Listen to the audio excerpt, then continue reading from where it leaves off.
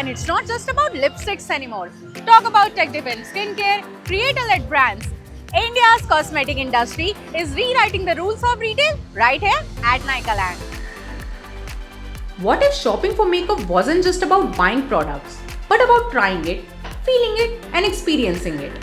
From live workshops and creator-led masterclasses to concerts, stand-up acts, and real-time trials, experience-led events are completely reshaping how India shops for beauty. Hello everyone, I am Salvi Bajpayee here in the heart of all that buzz to find out how the new beauty trends are turning into billion-dollar ideas. India's beauty and professional care market is currently one of the fastest growing consumer sectors. The industry is projected to grow at a CAGR of 10 to 12% through 2026. But what's driving this surge?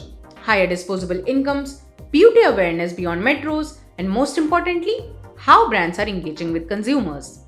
Men's grooming, dermatology-led skincare, and clean beauty are capturing serious consumer attention.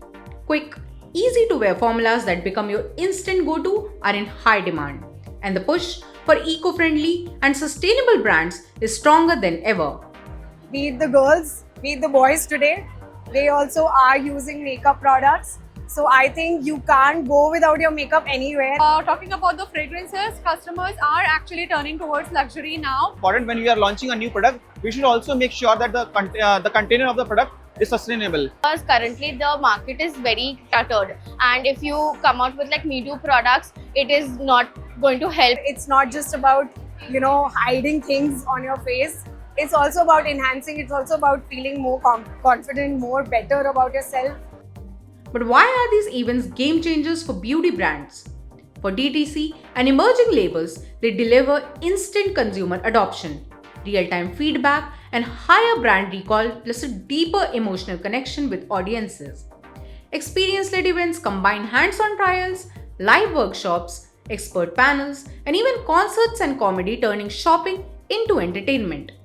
Brands skip months of digital testing, consumers discover products without pressure, and creators tell authentic stories. The result? Faster growth, stronger engagement, and experiences that stick. This is the purpose of the event, that to educate people that this is an international brand. We have beautiful fragrances, we have fashion, we have makeup, we have jewelry also.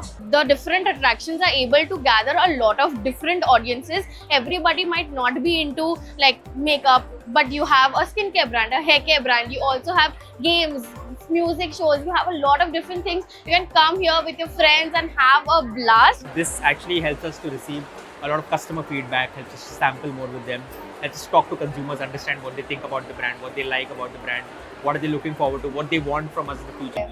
Events like these just help creators with all the brands. They just let you in. Like, come on, be a part of the group. If people are coming over here, they're enjoying getting to know something about new. You're able to give them first-hand information about your products, and they're trying it, they're giving you feedback then and there.